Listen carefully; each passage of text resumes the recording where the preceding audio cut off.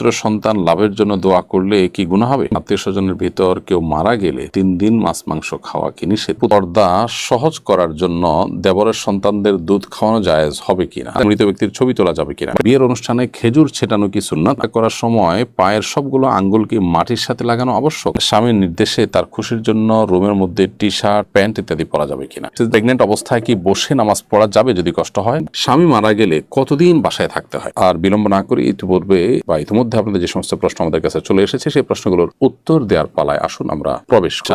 রাফি আমাতুল্লাহ রুমা লিখেছেন, প্রেগনেন্ট অবস্থায় কি বসে নামাজ পড়া যাবে যদি কষ্ট হয়? নফল নামাজ তো বসে পড়তেই পারেন, যদি ফরজ নামাজ হয় তাহলে অসহনীয় কষ্ট হলে বসে পড়তে পারবেন, কিন্তু যদি সহনীয় থাকে তাহলে আপনাকে দাঁড়িয়ে নামাজ আদায় করতে হবে। মাশরাফুল ইসলাম স্বপন লিখেছেন, আত্মীয় স্বজনের ভিতর কেউ মারা গেলে 3 দিন মাছ মাংস খাওয়া কি নিষেধ? না, এরকম কোনো কথা নেই, এটা কুসংস্কারের জন্য বিশ্বাস। মেহরাব হোসেন লিখেছেন, সিজদা করার সময় পায়ের সবগুলো আঙ্গুল কি মাটির সাথে লাগানো আবশ্যক? জি হ্যাঁ, নবী সাল্লাল্লাহু আলাইহি ওয়াসাল্লাম বলেছেন, উমিরতু আন আসজুদা আলা সাবআতি আযমিন, 7টি আঙ্গুলের উপরে সিজদা করতে আমাকে নির্দেশ করা হয়েছে।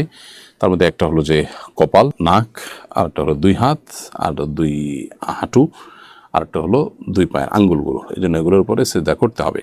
যদি অল্প সময়ের জন্য উঠে গেছে সামান্য আবার নেমে গেছে তাহলে সেক্ষেত্রে নামাজ হয়ে যাবে ইনশাআল্লাহ। যদি একবারও আপনি আঙ্গুল ফ্লোরে টাচ না করে থাকেন তাহলে আপনার সিজদা হয়নি। সাগর হাসান লিখেছেন, মৃত ব্যক্তির ছবি তোলা যাবে কিনা? যিনি জীবিত তারই ছবি তোলা থেকে আমাদের বিরত থাকা উচিত। মানুষ মারা যাওয়ার পরও ছবি যথাসম্ভব তোলা থেকে অবশ্যই বিরত থাকাটা আমাদের কর্তব্য এবং উত্তম। এরপরও যদি কেউ ছবি তুলে ফেলেন সেটা প্রিন্ট না করে শুধু ফটোগ্রাফিক ছবি হিসেবে যদি থাকতে পারে, কিন্তু মানুষ মারা যাওয়ার পর চেহারার মধ্যে বিকৃতি অনেক সময় ঘটে, এজন্য যথাসম্ভব এগুলো অ্যাভয়েড করাটাই উচিত। যদি কেউ তুলে ফেলেন সেটা প্রিন্ট না করে পড়ে থাকলেও সেটা হয়তো হারাম হবে না। ফটোগ্রাফিক ছবি জায়েজ যে মত আছে সে মতের আলোকে তারপরেও তাকওয়ার দাবি হবে উত্তোলন করা থেকে বিরত থাকা এরকম অবস্থায়।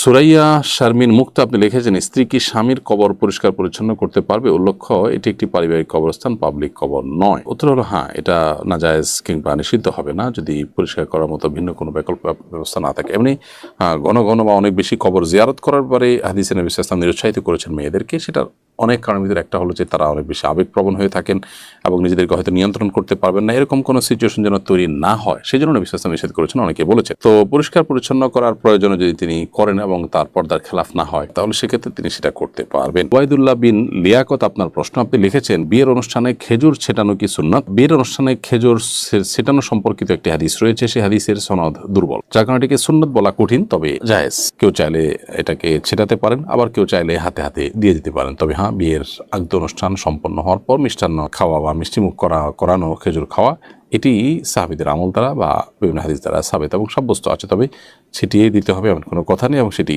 হাদিসের আলোকে সাব্যস্ত হয় নিজে ছিটাতেই হবে। তবে আনন্দ বাড়াতে গিয়ে নিজের মধ্যে ছিটিয়াতে চাইলে সেটি জায়েজ আছে।